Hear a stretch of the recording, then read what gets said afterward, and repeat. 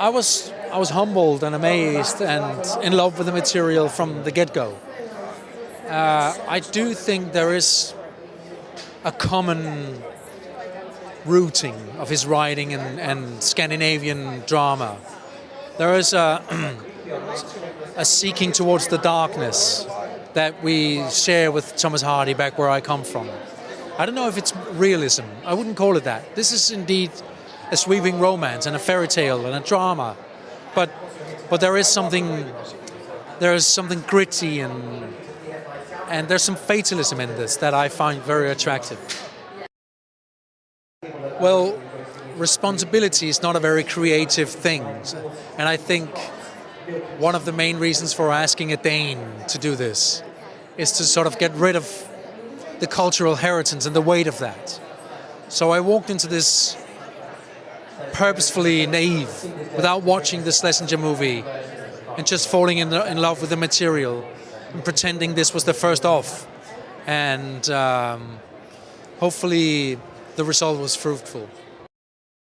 It was absolutely amazing to work with Carey Mulligan and Sheen and the Belgian dude, this rock of a man over here, and Tom Sturridge indeed as well. All very, very intelligent, British, well-trained, brilliant, talented actors, and all still very emotional and vulnerable. So I totally enjoyed it.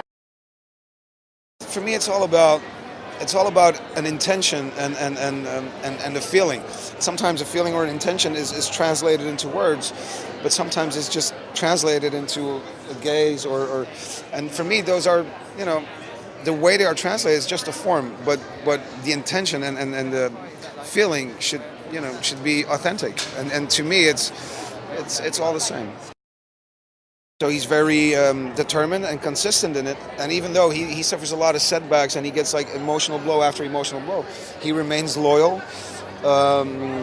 always trustworthy, always honest and helpful, even if he's hurt like really bad. He sticks to the woman he loves, even though she doesn't realize that that's the guy to go for, but eventually she will discover it. Tell us a little bit about working with three very different but equally wonderful leading men on this. Yeah, we had an amazing cast. We were really, really lucky. They're all such distinct characters, those three men in the film, and I think we've got, the casting was so perfect. And they all bring such, I think Michael Sheen brings such an amazing vulnerability to Boldwood, and Matthias is this incredible strength in the film, and then Tom Sturridge is this real darkness. So I think each storyline worked so well, and they had to all complement each other, which was a really difficult thing for Thomas to navigate, I think. I think the amazing thing about her is that Thomas Hardy was able to write such a complex, rich, real woman more than 150 years ago, who's completely living outside of her own social context. So, yeah, she's a fascinating character. Is there a nervousness when you take on such an iconic role? Always, yeah. But I think it's iconic roles or just any kind of adaptation from literature because, everyone who's read that book has their idea of that character in their minds, and you can't possibly fulfill all of those people's expectations. So, to a degree, but then, opportunities to play characters like this are so rare that you kind of have to just take them anyway and just suck up the fear.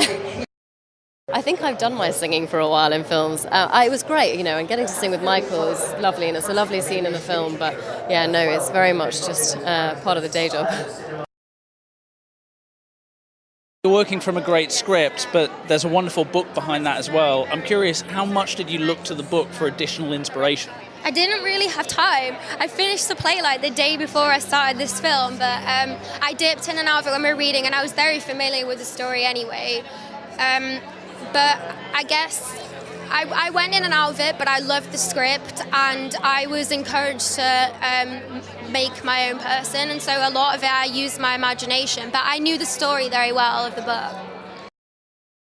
Liddy was, as we kind of developed in rehearsals, a girl around the farm that Bathsheba knew maybe when she was younger, and then when Bathsheba ends up being in charge of the farm, she needs a woman on the side to help her, but because they're friends, she's more there of just a confident and just a nice energy to have around.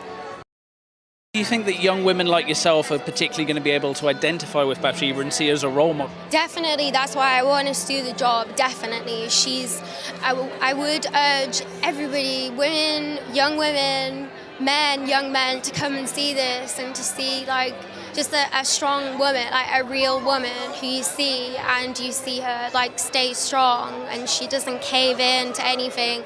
And you see her have bad times and you see her have good times, but you still see that she has a heart and she has strength and morals.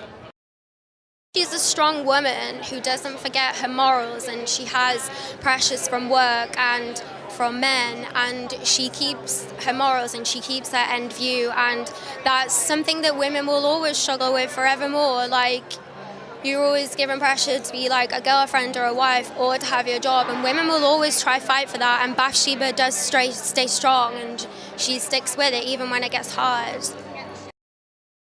With the 3 different men, well, you see that she's this lively young woman who wants to experience like everything that there is in life, and all these men can offer her different things, and she quite rightly just needs to live a bit of a life before she decides to settle down with any of them, which I totally agree with. I'm down for that.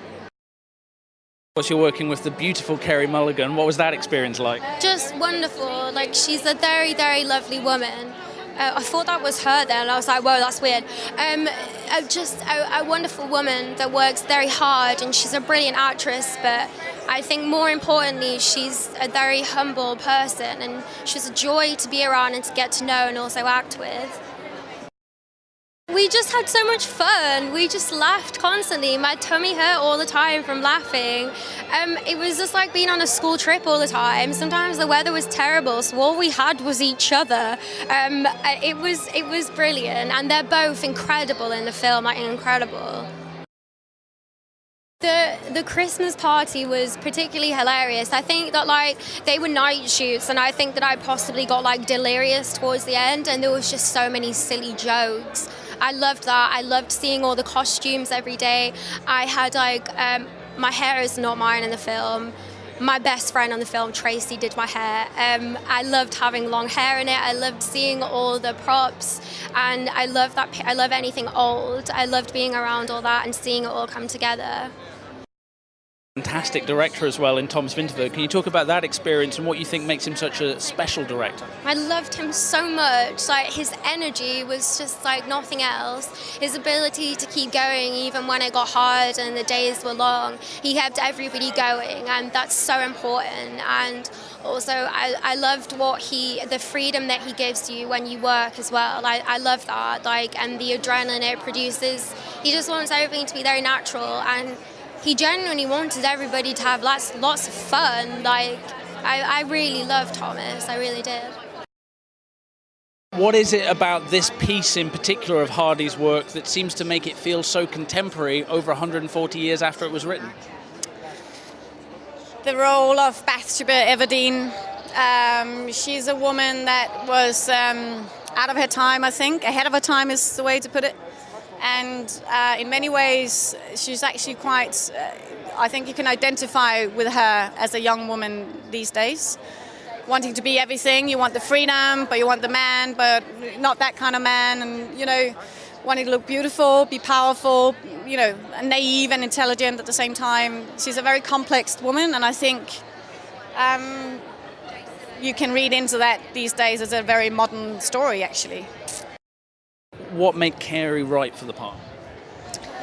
Her very fine touch and details, her very, very hard work, and she's incredibly sensitive in the very right way. You know, it's a very tough part to be playing, because you have to be both that naive young girl and a very intelligent woman. And to switch from one to the other in an instant, and she does that brilliantly. She's a very intelligent actress, and I think that makes her right for the part. And she's got such a beautiful face as well. Starting with Gabriel, played by Matthias Schoenaerts, he's just right in every way, because his face and his skin tone and his strength makes him a man. Makes him a farmer, and makes him very earthy, and I think Gabriel Oak, it's Hardy's written it. You know, he's a very earthy man, and he's got both feet on his ground. And Matthias as a person is just such a beautiful man. So I think the strength is who he is actually as a person.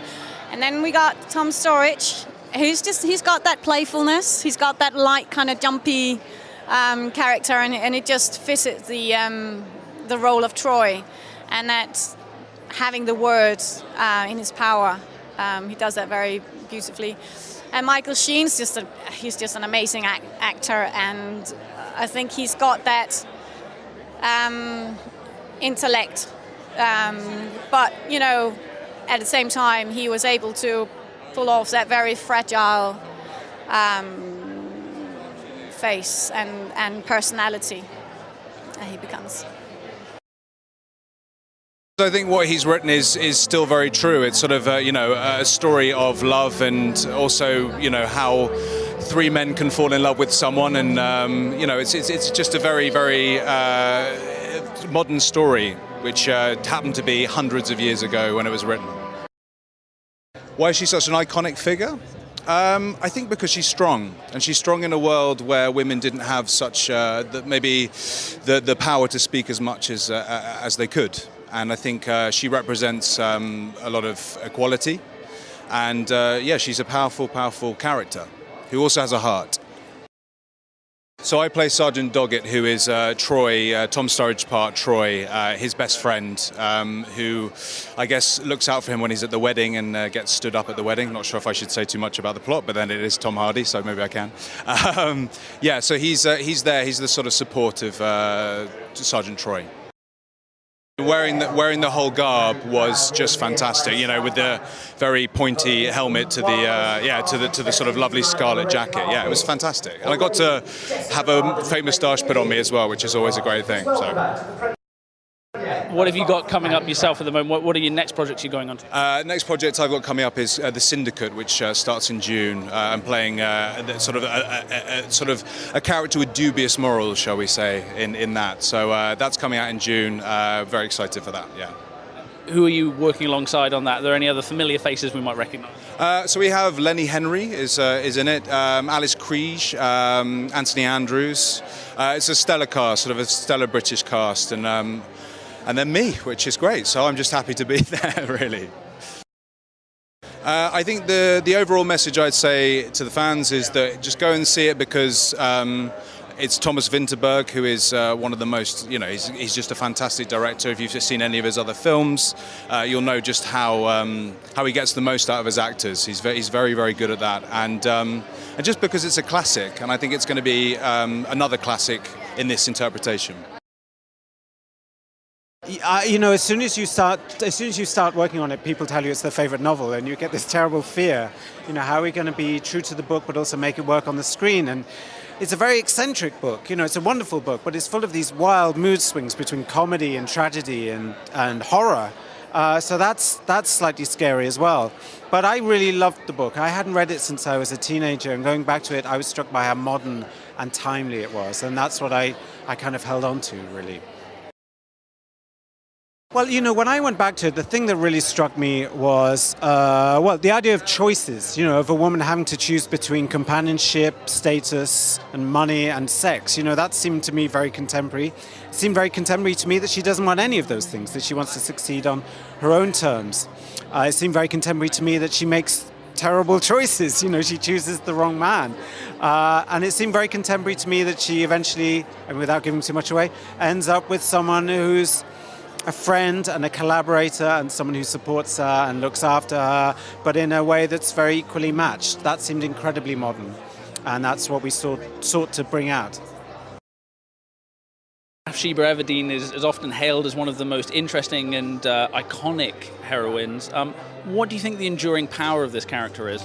I think it's her strength. I think it's her determination and her intelligence. I think it's the fact that sometimes she's enraging, sometimes she's infuriating, and she's allowed to have these flaws as well as these virtues. And I think, she's a sort of suffragette in waiting, really. I mean, she's a proto-feminist. She sometimes wants, there are these strange moments where she seems to want to be tamed, but at other times she wants to just retain her power and her independence. Well, you know, I've always loved the character of Boldwood, who's this sort of decent, dignified man who falls to pieces in a way that's very touching. So Boldwood was always a favourite character of mine, and we wanted to give him lots of room in this adaptation. Troy, I think, is fascinating because, you know, he's this great lover who at the same time is full of doubts and insecurities and weakness. And Gabriel, to me, is the real hero of the book. You know, when you first meet him, he's a sort of mumbling yokel, but by the end of the book, he's wise and strong, and he's learned a great deal. It's changed just as much as Bathsheba, and I wanted to really put Gabriel at the centre of the adaptation. There's a sense that with Carey Mulligan, they found the right woman for the role. How do you feel about that? I think that's absolutely right. I mean, she was always, you know, high on our list, and she's so smart and modern and strong and intelligent, and for me, you know, she's the perfect Bathsheba.